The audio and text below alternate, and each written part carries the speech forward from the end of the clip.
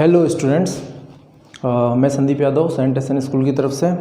और हम लोग पिछले वीडियो में एक्सरसाइज 1.2 का क्वेश्चन नंबर 1 और 2 ये सॉल्व कर चुके थे।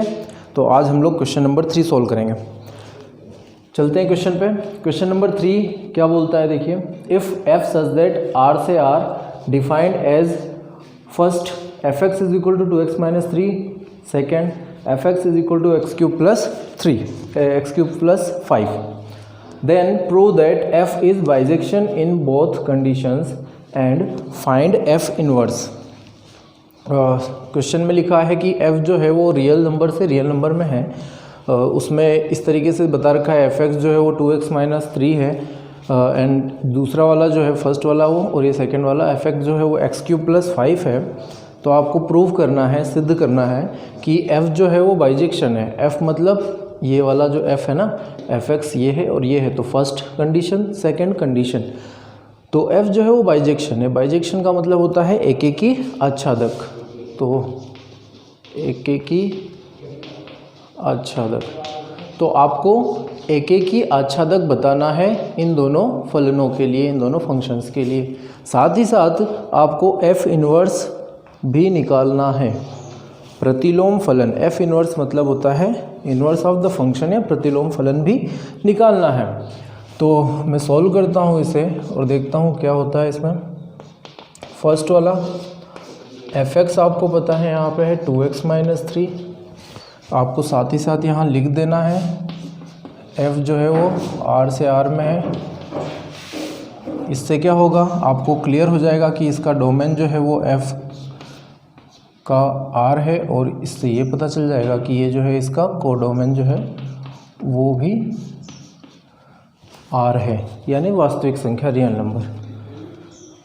एक एक ही आच्छादक या बाइजेक्शन निकालने के लिए सबसे पहले आप क्या करते हैं, आप एक एक ही निकालते हैं। एक एक ही मतलब 1 1 on 2, एक एक ही के लिए फॉर 1 1 एक एक ही के लिए क्या करते हैं हम लोग, मान लेते हैं let x1 and x2 be 2, let x1 and x2 be 2 elements from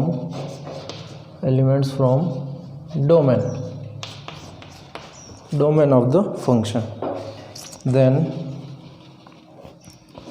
fx1 is equal to fx2। x1 रखते हैं यहाँ पे, तो 2x1 minus 3 is equal to 2x2 minus 3। 3 से 3 कैंसिल हो जाएगा, 2x1 is equal to 2x2 बचेगा, 2 से 2 कैंसिल हो जाएगा, तो x1 is equal to x2 बचेगा, जैसा यहाँ पे दिख रहा है। तो x1 is equal to x2 आया है, सिर्फ अकेली कंडीशन यही आई है, दूसरा कुछ भी नहीं है। तो मैं लिख सकता हूँ दिस फंक्शन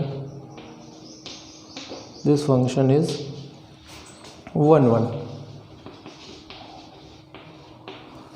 यह एक ही फलन है। आप यहाँ पे हिंदी में इसको लिख सकते हैं इजीली। माना x1 x2 जो है दो अवयव हैं जो फलन के प्रांत में है, तो fx1 बराबर fx2 होगा। यहाँ पे मैंने रखा, सॉल्व किया, x1 बराबर x2 आया, तो लास्ट में लिख दिया मैंने कि दिस फंक्शन इज़ 1 1। यह एक ही फलन है, यह एक ही फलन है, यहाँ पे लिख देंगे।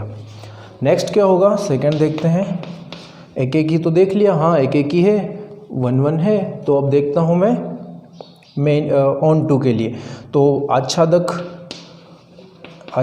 के लिए आच्छादक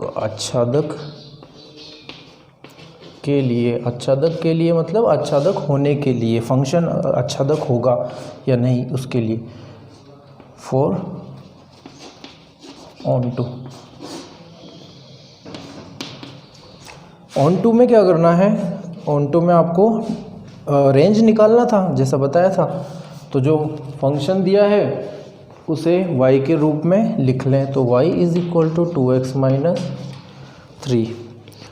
क्या करना था, x को रिप्लेस करना था, यानी x को जो है वो y के पदों में निकालना था। x को y के पदों में कैसे निकालेंगे, तो यहाँ पे मैं निकाल देता हूँ। x इज इक्वल टू 3 को इधर लेके आओ तो y प्लस 3, और ये जो 2 x के साथ गुणा था ये 2 जो है नीचे चला जाएगा डिवाइड में,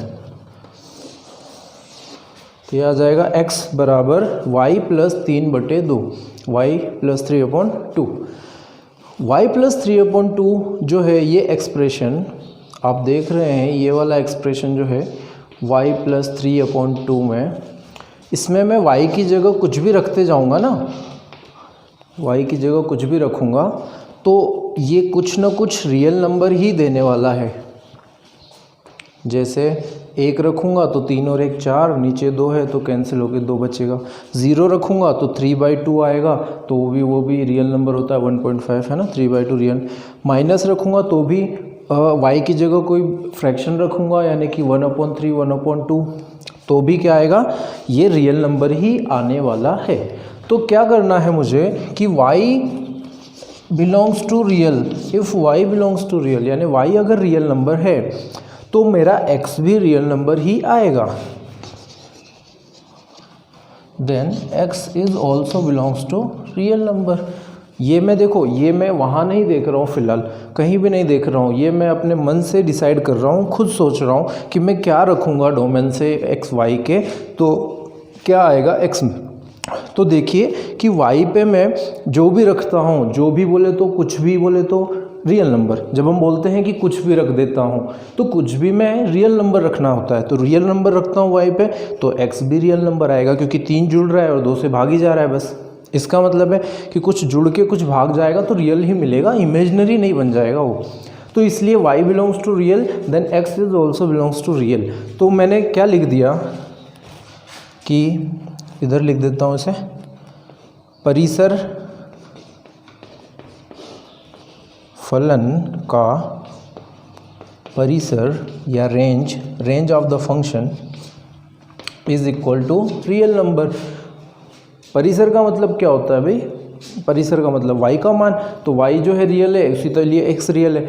तो मैंने यहाँ देखा फिर जो फलन की परिभाषा थी वो थी क्या कि f सच दैट r से r, रियल से रियल, तो डोमेन जो था वो रियल था, तो हाँ सर x रियल आ रहा है, सही बात है। और जो कोडोमेन था वो रियल दे रखा था, तो जो कोडोमेन दे रखा है वो हमारे इस रेंज के बराबर आना चाहिए, सहप्रांत आपके परिसर के बराबर आना चाहिए, तो ही कोई फलन जो है वो आच्छादक होता है। For onto function codomain should be equal to range of the function. तो यहाँ पे ये क्लियरली मेंशन हो गया। तो मैं लास्ट में क्या लिखूँगा कि since range of the function is equal to codomain of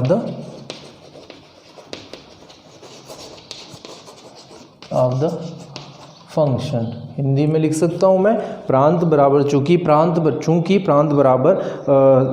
सह प्रांत बराबर परिसर, अतः फलन जो है वो आच्छादक फलन है। ठीक है, तो लास्ट में इसकी लाइन आपको लिख देनी है कि फलन जो है वो आच्छादक फलन है।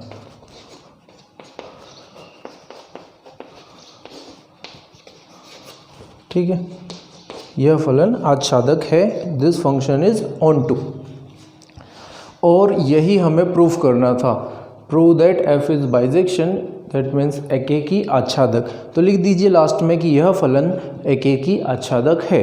अब बात करते हैं इसका इन्वर्स निकालने की, तो आप इसको नोट कर लीजिएगा और ध्यान से देख लीजिएगा। तो अभी हमने देखा बच्चों कि एकेकी आच्छादक इस फलन का प्रूफ हो गया था, यानी कि बाइजेक्शन जो है वो हमने प्रूफ कर दिया। अब मैं बात कर रहा हूँ एफ इन्वर्स निकालने की। तो एफ इन्वर्स एक्स निकालने के लिए आपको क्या करना है, सबसे पहले लिख लेना है प्रतिलोम फलन के लिए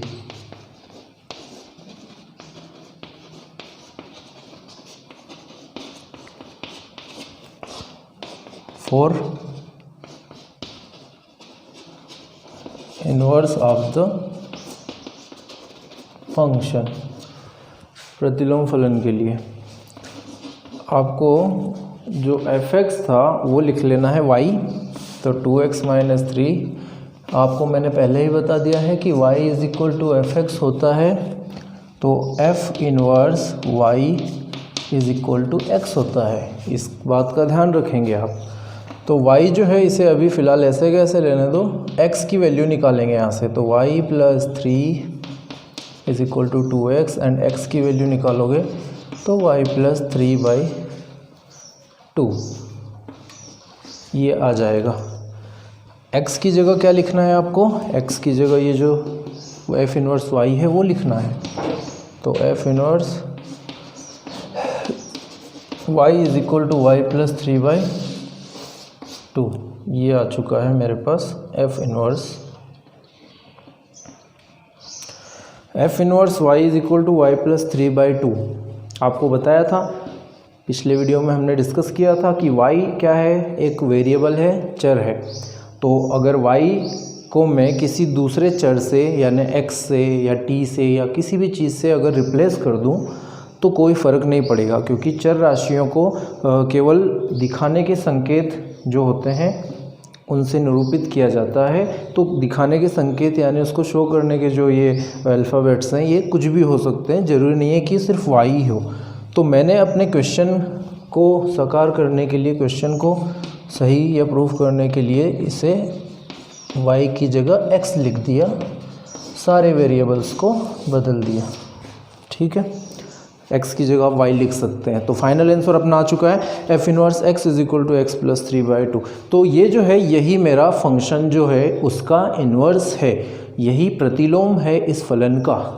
प्रतिलोम देखो कुछ होता नहीं है, बहुत ही ईजी होता है। प्रतिलोम का जो ये निकालने का तरीका है, ये तरीका आप जो परिसर निकालने के तरीके से मैच कर सकते हैं, सेम टू सेम है। y लेना, y के बाद में x का मान निकालना y के पदों में, है ना, x की वैल्यू फाइंड कर लो y के टर्म्स में, और उसके बाद f इनवर्स x y की जगह f इनवर्स y लिख दो, फिर फाइनली y को रिप्लेस कर दो x वेरिएबल से, और फाइनल हमारा आंसर जो आता है वो ये हो जाता है।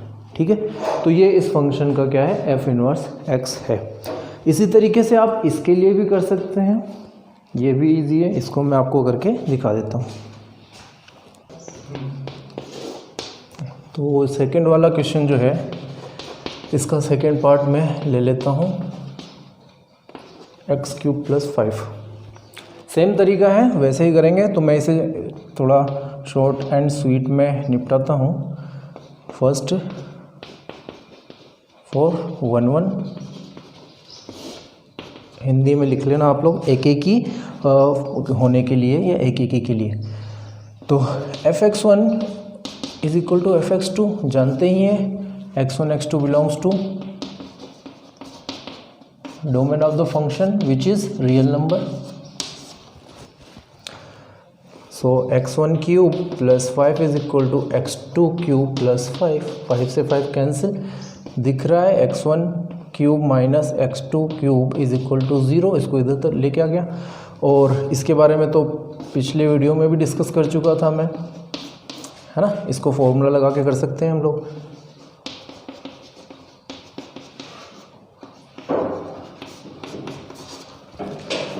तो ये जो है x1 is equal to x2 दे देगा, और ये वाला जो है ये पार्ट आपका हो जाएगा इमेजनरी वाला।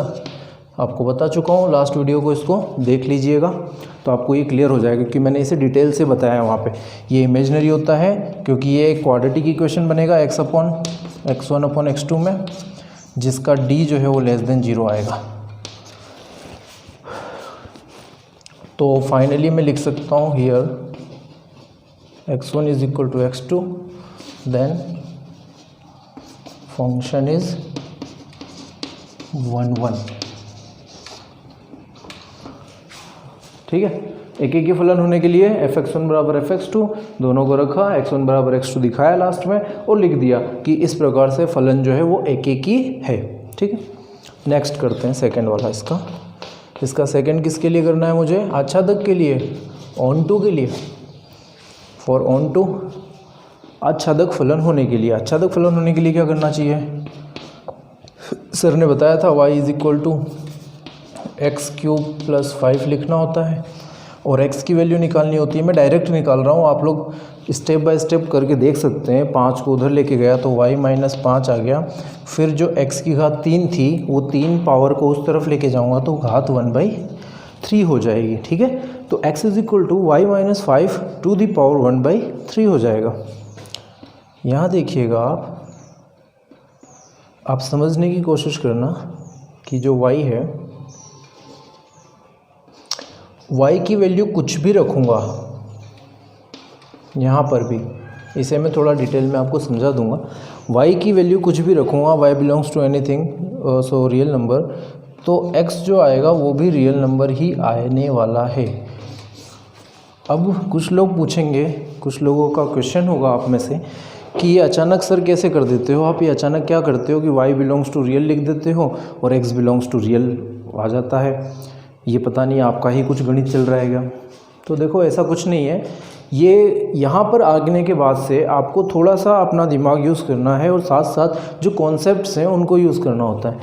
तो कॉन्सेप्ट ये बोलता है कि अगर मुझे x के बारे में कुछ पता करना है तो y की वैल्यूज़ को यहाँ सब्सटीट्यूट करके यहाँ y की वैल्यू रख के देखना पड़ेगा कि x वाले पे क्या प्रभाव पड़ता है, x वाले की वैल्यू क्या आती है।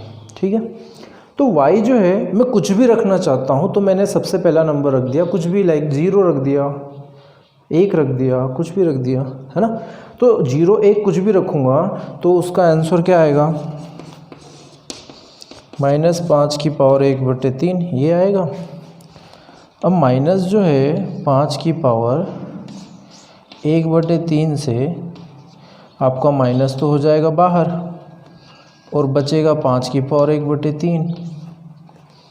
ठीक है, और यहाँ पे क्या हो जाएगा, 5 की पावर 1/3 कुछ ना कुछ तो आंसर देने वाला है, चाहे वो पॉइंट में दे चाहे वो किसी भी चीज़ में दे, लेकिन कुछ आंसर तो देगा। तो माइनस का समथिंग जो आने वाला है वो रियल नंबर होगा। ठीक है, इसी तरीके से और भी y की वैल्यूज़ को रख के देख सकता हूँ मैं। तो कुछ भी रखूँगा तो क्या होगा कि इसका आंसर कुछ ना कुछ आएगा डेफिनेट और रियल नंबर आएगा।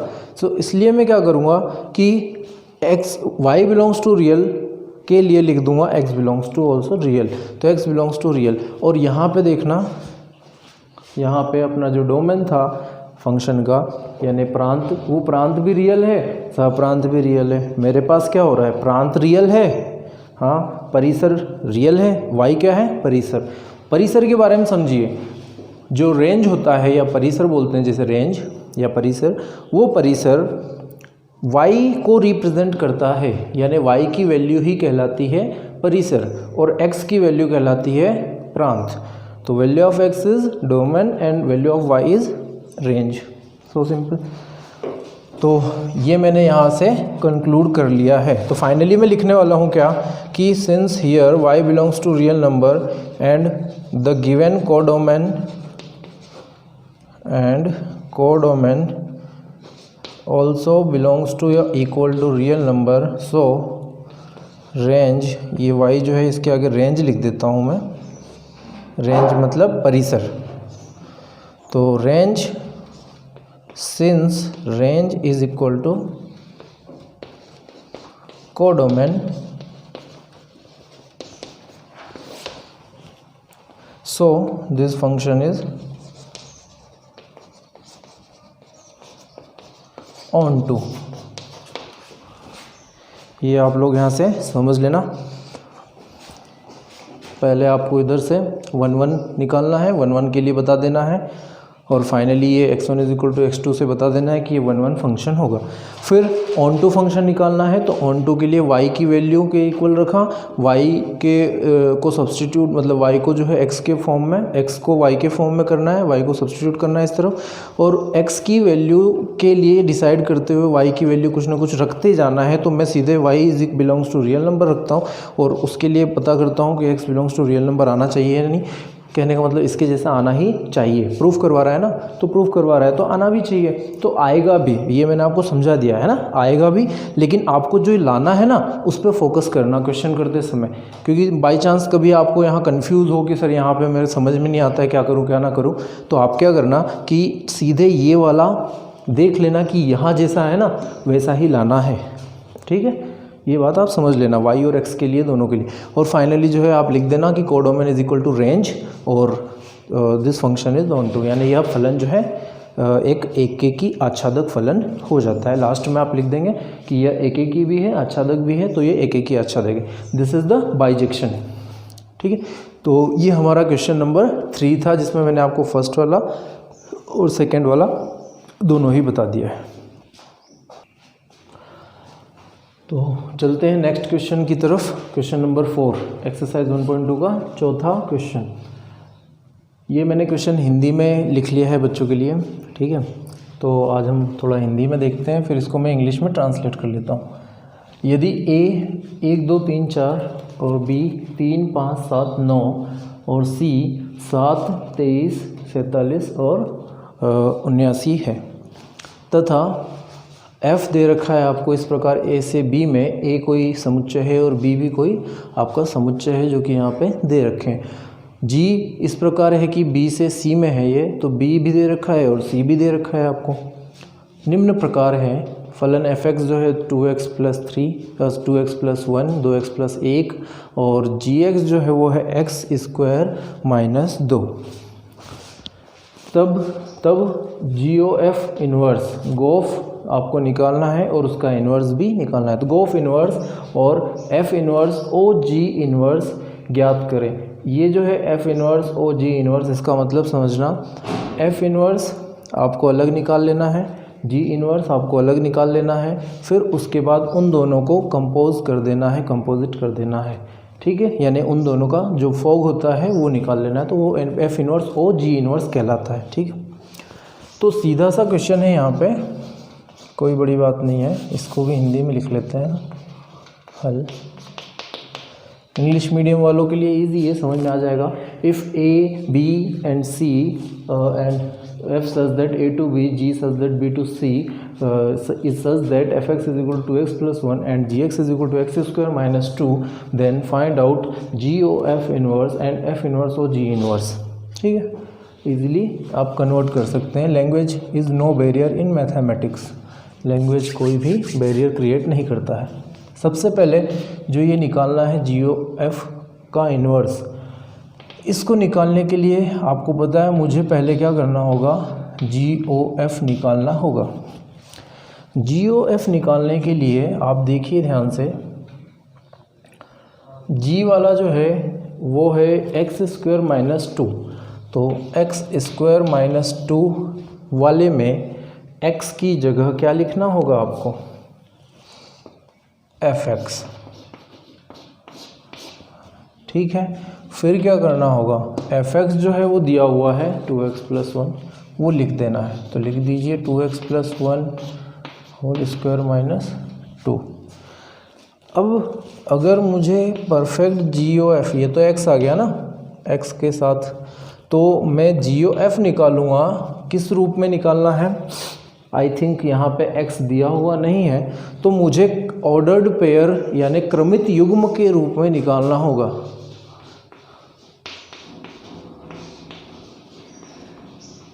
इसको बोलते हैं ऑर्डर्ड पेयर। अगर किसी बच्चे को नहीं पता है तो मैं बता देता हूँ कि क्रमित युग्म या ऑर्डर्ड पेयर क्या होता है। ऑर्डर्ड पेयर जो होता है वो इस तरीके से जो सेट लिखते हैं, उन सेट के जो एलिमेंट्स हैं डोमेन और कोडोमेन के, उनको लिखा जाता है इस प्रकार से, उसे ही बोलते हैं ऑर्डर्ड पेयर या क्रमित युग्म। समझ रहे होंगे आप, A, B, C, D, X, Y, इस तरीके से लिखा जाता है। ये पहला वाला एलिमेंट होता है वो होता है डोमेन से, प्रांत से, दूसरा वाला एलिमेंट होता है कोडोमेन से, सह प्रांत से। ठीक है, ये होता है क्रमित युग्म का चक्कर।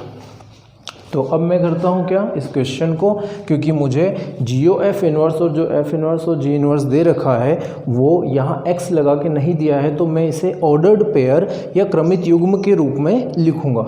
तो मैं लिखता हूँ, सबसे पहले मैं क्या करूँगा कि अंदर वाला जो F है उस F के एलिमेंट्स देखूँगा कि F कहाँ पर है। तो F A से B में है, यानी A से चालू है, A इसका प्रांत है, तो F के अंदर A वाले रखने हैं। ये रहे A वाले, ठीक है, देखिए क्या करने जा रहा हूँ। GOF निकालने के लिए किस रूप में, क्रमित युग्म के रूप में, क्रमित युग्म के रूप में GOF निकालने के लिए F वाले के अंदर जो X है वो रखना है, तो वो कहाँ से रखना है, A से। तो मैं यहाँ A को देखूँगा, उसमें जो भी एलिमेंट है उसको यहाँ रखते जाऊँगा, ठीक है ना। तो पहला एलिमेंट मैं रखता हूँ 1, ध्यान से देखना आप। तो 1 रखूँगा यहाँ, तो 1 रखूँगा तो ये हो जाएगा 2 गुणा 1 प्लस 1 का वर्ग माइनस 2, ये बन जाता है 2 1 कम 2 और 1 3, 3 का वर्ग होता है 9, 9 माइनस 2 होता है 7। तो F1 जो आता है वो आ जाता है आपका 7, ठीक है। तो मैं 1 के साथ अभी जो 7 आया है, इस 7 को कहाँ पे रखना था, GOF वाले नंबर पे 7। तो ये जो है 7 यहाँ आ चुका है, ठीक है। दूसरा मैं रखूँगा अब 2, A वाले से 2 रखूँगा, तो 2 रखूँगा तो उसी तरीके से यहाँ रख के निकाल सकते हो, तो डायरेक्ट निकाला जाएगा क्योंकि मैं ऑर्डर्ड पेयर बना रहा हूँ। तो ये जो भी काम आप करते हैं, ये काम जो है आप रफ में कर लेना, ठीक है। या तो आप क्या करो कि उसी कॉपी में जहाँ पे आप नोट करते हैं, इसको आप बोर्ड एग्ज़ाम में भी जो कॉपी आती है उसके बगल में लाइन खींचा होता है, जहाँ इधर साइड में आप रफ़ कॉपी लिख सकते हो, इस तरफ जो है रफ़ लिख सकते हैं और उसमें ये सारे काम कर सकते हैं, ठीक है। और नहीं तो आप लास्ट पेज पे आप किसी अन्यत्र जगह पे, दूसरी जगह पे पूरा रफ़ काम ये कर सकते हैं और वहाँ से जो भी आंसर आता है उसको डायरेक्ट यहाँ सब्सटीट्यूट कर सकते हैं, ठीक है। तो ये आप जो है ना ये रफ़ में करेंगे, ये यहाँ मेन स्ट्रीम में मत करना, आप इसे रफ़ में कर लेना। हम लोग यहाँ डायरेक्ट करते हैं, आपने देखा होगा पासबुक्स में और कहाँ कहाँ जो होता है वहाँ पे भी ऐसे डायरेक्ट ही दे देता है और वो बताता नहीं है कैसे। तो वो यही है कि ये करना तो है ही इसे, लेकिन इसे आप रफ़ में कीजिए, अलग कीजिए, मेन स्ट्रीम वाला जो वर्क है ना उसमें सॉल्यूशन में उसमें मत कीजिए। तो यहाँ मैं करता हूँ 2 रख के, तो देखिए डायरेक्ट रख रहा हूँ। 2 2 जा 4, 4 and 1 5, 5 का स्क्वायर होता है 25, 25 माइनस 2 होता है 23। तो मेरा आंसर आ चुका है 23। तो 2,23 आ चुका है, ठीक है। मैं अब आगे वालों को भी इसी तरीके से करूँगा, तो इसे एक बार इरेज कर देता हूँ मैं।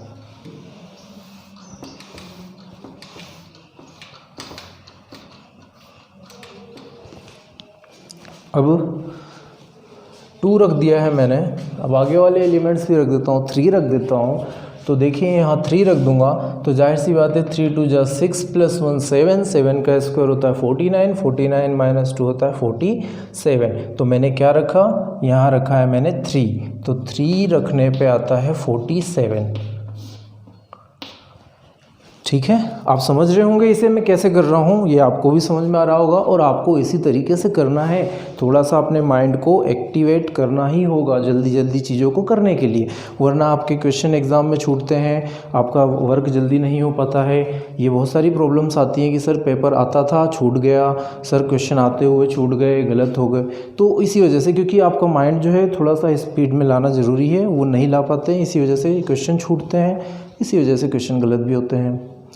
तो देखिए अब नेक्स्ट क्या है, 4 रखना है, तो रख दीजिए। 4 2 जा 8, 8 प्लस 1 9, 9 का स्क्वायर 81, 81 माइनस 2 होता है 79, ठीक है। तो क्या रखा, 4 रखा, 4 रखने पे आता है 79, ठीक है ना। इजी था। GOFX तो निकालना ही पड़ेगा और उसको क्रमित युग्म में बनाने के लिए आपको x की जगह वो रखना है जो f वाला लेता है, क्योंकि अंदर f बैठा है, अंदर f बैठा है तो x की वैल्यू जो है वो आने वाली है a वाले सेट से, क्योंकि f a से वैल्यू लेने वाला है, ठीक है। और उसके बाद जब आप x से वैल्यू लेते हैं तो अपने आप अपना आंसर आ जाता है। वो आंसर आप ध्यान से देखोगे ना तो पता है कहाँ आएगा, वो आंसर आएगा G वाले के रेंज कोडोमेन में, रेंज या कोडोमेन वाले सिस्टम में। तो G वाला, ये G है तो इसका G देखो कहाँ है, ये रहा G वाले के कोडोमेन में यानी C में, C में सारे आंसर आने चाहिए। तो C देख लेते हैं, ये रहा C में क्या है आंसर देखिए 7, 23, 47, 79। तो C वाले का आंसर आ रहा है क्या सर, सी में हाँ 7 आ रहा है, 23 आ रहा है, 47 आ रहा है, 17 आ रहा है, सारे के सारे आ गए सर। ये तो इसका मतलब है हम लोग सही जा रहे हैं। बी से सी में जाता है, बी से तो कोई मतलब ही नहीं है मुझे, क्योंकि मुझे तो एफ़ का ए लेना था जिसका आंसर आना चाहिए किस में, जी के सी में। तो हाँ आ रहा है, 1 ले रहा हूँ यहाँ से, 7 आ रहा है वहाँ से, 2 ले रहा हूँ यहाँ से, 23 आ रहा है वहाँ से, इसी तरीके से सारे आ गए। तो ये मेरा आ चुका है जी ओ एफ। अब मुझे इसका क्या निकालना है बच्चों, एफ जी ओ एफ का इन्वर्स। मुझे इसका इन्वर्स निकालना है क्योंकि क्वेश्चन में तो यही पूछा है। तो कुछ नहीं करना है आपको, सिंपली इनको जस्ट पलट देना है। ये हमने आपको पहले भी बता दिया था। इसे पलट दीजिए तो 7, 1, 23, 2, 47, 3 एंड 79, 4। ठीक है, तो क्या करना था, जी ओ एफ का इन्वर्स निकालने के लिए प्रांत को बना देना है परिसर और परिसर को बना देना है प्रांत। तो 7 जो था वो परिसर में आता है, तो मैंने उसे प्रांत बना दिया, पहले लिख दिया और 1 को बाद में। इनको आपस में बदल दो, बस यही अपना इन्वर्स आ जाता है। ये पिछले वीडियो में मैंने आपको बता दिया था, और इसके पहले के जो क्वेश्चंस हैं उनमें से भी 1-2 क्वेश्चन ऐसे आए थे। ठीक है, पहला आ गया है जी ओ एफ इन्वर्स। इसके साथ साथ जो निकालना है मुझे वो है एफ इन्वर्स ओ जी इन्वर्स। तो पहले मैं एफ इन्वर्स निकालूंगा, तो मैं यहीं पे पहले एफ इन्वर्स निकाल लेता हूँ। सबसे पहले जो एफ दिया है ना उसे लिख लो। एफ दिया है आपको कितना, 2x + 1। तो इसके लिए जब आप एफ निकालोगे, एफ किस रूप में निकालना है बताएंगे, क्रमित युग्म में, है ना।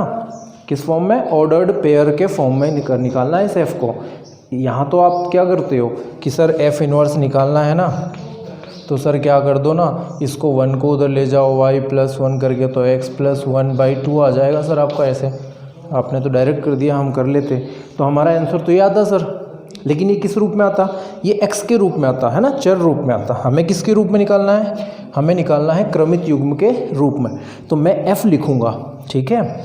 उसमें क्या करूँगा, इस x की जगह f में जो लेता है a से लेता है ना, x a से लेता है वैल्यूज़, तो a जो है यहाँ से उठाऊंगा, 1 लिखूंगा, तो 1 लिखो, तो 2 1 2, 2 और 1 3, तो 1 का आता है आंसर 3।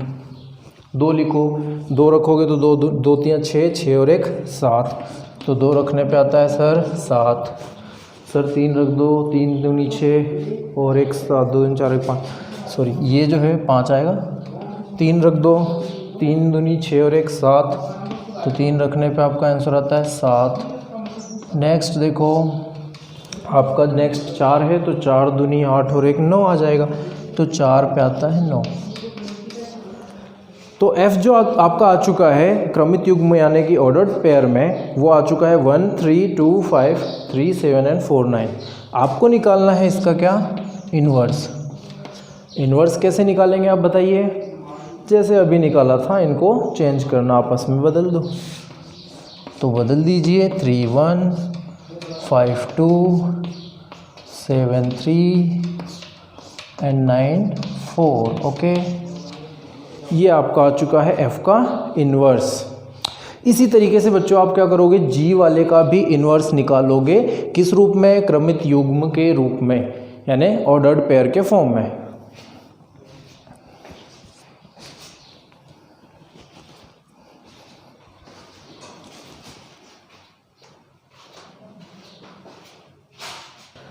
तो मैंने यहाँ पे लिख लिया है जी ओ एफ इन्वर्स जो हमने निकाला था, और यहाँ पे मैंने लिख लिया है एफ इन्वर्स जो अभी अभी निकाल के लाया हूँ। तो बच्चों आप क्या है, वीडियो को पॉज करके और उसको नोट कर लेना, ठीक है। और मैं यहाँ पे इसको आगे बढ़ाता हूँ। मैंने एफ इन्वर्स निकाल लिया है, अब जी इन्वर्स निकालूँगा। जी इन्वर्स निकालूँगा तो पहले जी की ज़रूरत है। जी आपको पता है कैसे निकालना है, मैं आपको रफ़ जैसा काम जो है ना, रफ़ वाला काम इधर कर लेता हूँ ताकि आप जी देख लें क्या है। जी एक्स है मेरे पास x² - 2, अब जी निकालने के लिए ऑर्डर्ड पेयर में निकालना है जी, तो यहाँ कुछ ना कुछ तो रखना पड़ेगा जिससे आंसर आए। तो जी लेना है कहाँ से? बी से। जी वाले में x की वैल्यू कहाँ से लेनी है? बी से, क्योंकि ये दिया है ना जी सच दैट बी से सी में है, तो बी से लेनी है। तो बी में है पहला 3 है, तो 3 लिख दो यहाँ, 3 को यहाँ रख दो, 3 का स्क्वायर -2, 3 3 9 में से 2 गए 7 आ गया। ठीक है, तो 3,7 आ गया। आपको पता है नेक्स्ट बी में से ही लेना है 5, तो 5 लो वहाँ रख दो, 5 का स्क्वायर 25 - 2 23 आ जाएगा, दिख ही रहा है आपको। नेक्स्ट 7 लेना है, रख दो बच्चों, 7 माइनस, तो 7 का स्क्वायर होता है 49, 49 - 2 47। नेक्स्ट क्या करना है आपको? रखना है 9 रखना है, तो 9 का 81 - 2, तो 9 रखना था, 81 - 2 79, 79। ये आपका आ चुका है जी। ठीक है, अब जी का जो है इन्वर्स निकालना है, तो जी का इन्वर्स कैसे निकलेगा? इनको ही उल्टा कर दिया जाए, तो 7,3, 23,5, इसको थोड़ा सही लिख लेता हूँ, 23,5, 47,7 एंड 79,9। ठीक है, ये मेरे पास आ चुका है जी इन्वर्स। ठीक है, अब आपको क्या पता है? आपको पता है कि एफ इन्वर्स ओ जी इन्वर्स कैसे निकालना है। कैसे निकालना है? तो एफ इन्वर्स जो है ये रहा, उसके अंदर एक्स की जगह जी इन्वर्स का एलिमेंट होना चाहिए। एफ इन्वर्स जो है उसमें एक्स आता था, उस एक्स की जगह जी इन्वर्स एक्स आएगा। यही बात हो रही है, ध्यान से इसको समझेंगे वरना ये ऊपर से चला जाएगा सिर के। ठीक है ना, जी इन्वर्स एक्स को एक्स की जगह रखेंगे तो अपने आप ये एफ ओ जी इन्वर्स बन जाएगा। लेकिन समस्या ये आ रही है यहाँ पे कि सर आपका एक्स के रूप में तो है ही नहीं कुछ। सर आप जी इन्वर्स का अगर यहाँ पे होता कुछ एक्स स्क्वायर +2 या कुछ एफ इन्वर्स का होता सर x+1 या कुछ, तो सर आप आराम से रख देते x की जगह। लेकिन यहाँ तो x तो है ही नहीं, यहाँ क्या है? यहाँ तो सर ये क्रमित युग्म के रूप में पड़े हुए हैं। f आपका ऐसा है, g भी ऐसा है, इन्वर्स है। तो कैसे निकाला जाए इन्हें? तो समस्या तो है कि x की जगह जी इन्वर्स x लिखना होता अगर ये x के रूप में होता, लेकिन x के रूप में नहीं है। तो आपको ध्यान से समझना ये बात है, x f में इन्वर्स में x देखो तो एक f इन्वर्स में जो x है वो है 3 वाला, सही है, 5 वाला, 7 वाला और 9 वाला, यही तो x है, यानी x की जगह यही तो लिखा गया है। अब ये x पूरा का पूरा बदल चुका है जी इन्वर्स x वाले से, जी इन्वर्स x वाले अवयव से।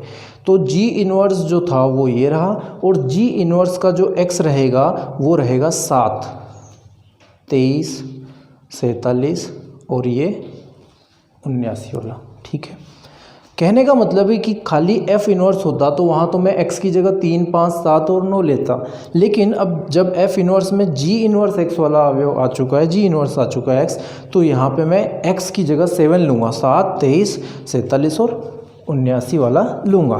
तो चलिए इसके करते हैं, देखना इसे करते हैं, ये बहुत अच्छा आपको लगेगा जब आप ये सीख जाओगे। मेरे पास ये है नहीं, इसको मैंने हटा दिया, और मैं जब डायरेक्ट ही निकालने वाला हूँ तो जी इन्वर्स का जो अवयव है 7 वो पहले लिखा जाएगा, और जो आंसर आने वाला है वो समझना क्या आएगा। अब देखो जी इन्वर्स की जगह पूरे का पूरा x जो आ गया है 7, तो जी इन्वर्स 7 पर जो आंसर आता है वो आता है कितना है? 3। तो जी इन्वर्स 7 रखने पे आएगा 3, और ये जो जी इन्वर्स 7 है ये किसके अंदर बैठा हुआ है? ये बैठा है एफ इन्वर्स वाले के अंदर। ठीक है, तो एफ इन्वर्स वाले के अंदर जी इन्वर्स 7 है, जैसे मैं पूरा लिख देता हूँ, ठीक है। तो जी इनवर्स 7 पूरे की वैल्यू तो 3 है, तो एफ इनवर्स 3 बन जाएगा ये। और एफ इनवर्स 3 जो है उसका आंसर कितना आता है? 1। तो ये मैंने लिख दिया 1। तो ध्यान से समझना, एफ इनवर्स जिसके अंदर जी इनवर्स 7 वाला जो आया उस पूरे की वैल्यू 1 आती है, तो 7 रखने पर वैल्यू आई है 1। क्लियर है?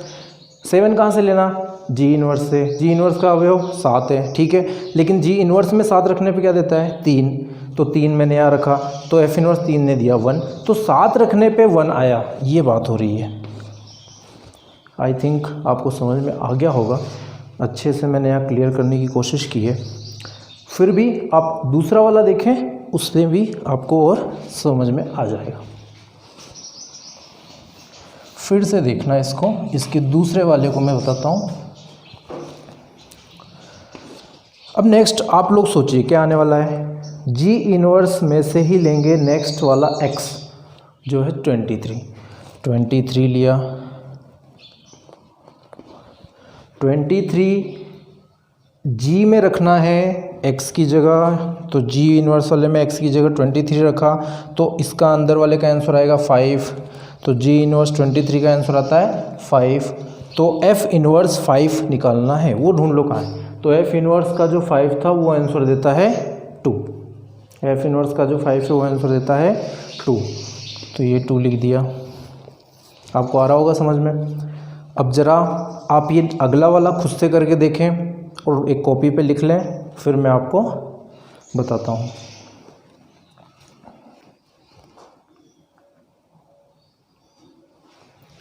मेरे ख्याल से आपको पता चल गया होगा कि अगला जो है वो आएगा 47 जी में से, और उसका आंसर जो है वो आता है 7। तो f में 7 ढूंढ लो, f का 7 ये रहा, जिसका आंसर 3 आएगा। तो 43 का आपका आंसर कितना आ जाएगा? 3। तो बहुत से बच्चों ने इसको सही कर दिया होगा। 47 का 3। नेक्स्ट 79। तो आपको ये पता चल गया होगा अब इसका पूरा मुद्दे की बात क्या थी। इसकी मुद्दे की बात थी कि जी इनवर्स वाले में से अवयव लो, उसका आंसर ढूंढो 9। वो 9 आंसर आप इसमें एफ इनवर्स में ढूंढ लो, वहाँ क्या देता है वो लिख लो, 4 देता है। इतने ही एलिमेंट है बस, आगे ख़त्म हो चुका है। तो देखिए आंसर आया एफ इनवर्स ओ जी इनवर्स का क्या आया? 7 1 23 2 47 3 79 4। ये किसके जैसा होना चाहिए था? जी ओ एफ इनवर्स जैसा दिख रहा है। देख लीजिए मैच करके, सेम है ना। ये क्यों दिख रहा है ऐसा? ये दोनों इक्वल क्यों दिख रहे हैं?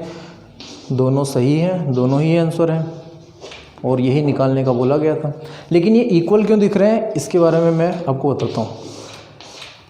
एक्चुअली ये जो है ये प्रॉपर्टी होती है जी ओ एफ के इनवर्स की, संयुक्त फलन की प्रॉपर्टी होती है जी ओ एफ इनवर्स की, कि ये जी ओ एफ का इनवर्स है ये बराबर होता है एफ इनवर्स ओ जी इनवर्स के। ठीक है, ये इसका गुणधर्म होता है, ये प्रॉपर्टी होती है। और भी जी ओ एफ और एफ इनवर्स यानी कि आपके संयुक्त फलन और इनवर्स फलन जो है, इन दोनों की और भी प्रॉपर्टीज़ होती हैं। तो उन प्रॉपर्टीज़ के बारे में हम लोग अगले वीडियो में चर्चा करेंगे अपने। तो आज का वीडियो यहीं पे ख़त्म करते हैं। ये आज का आपका 1.2 का जो है चौथा क्वेश्चन था। आगे वाले क्वेश्चंस जो हैं बाइनरी ऑपरेशंस पे हैं, यानी द्विचर संक्रियाओं पे। द्विचर संक्रियाएं जो हैं हम लोग अगले वीडियो में पढ़ेंगे। उससे पहले कुछ गुणधर्मों की बात भी उस वीडियो में हम कर लेंगे। ठीक है, तो आप लोग इस वाले वीडियो को अच्छे से देख लें और जो भी यहाँ बताया गया है उसे ढंग से समझ लें। ठीक है, थैंक यू।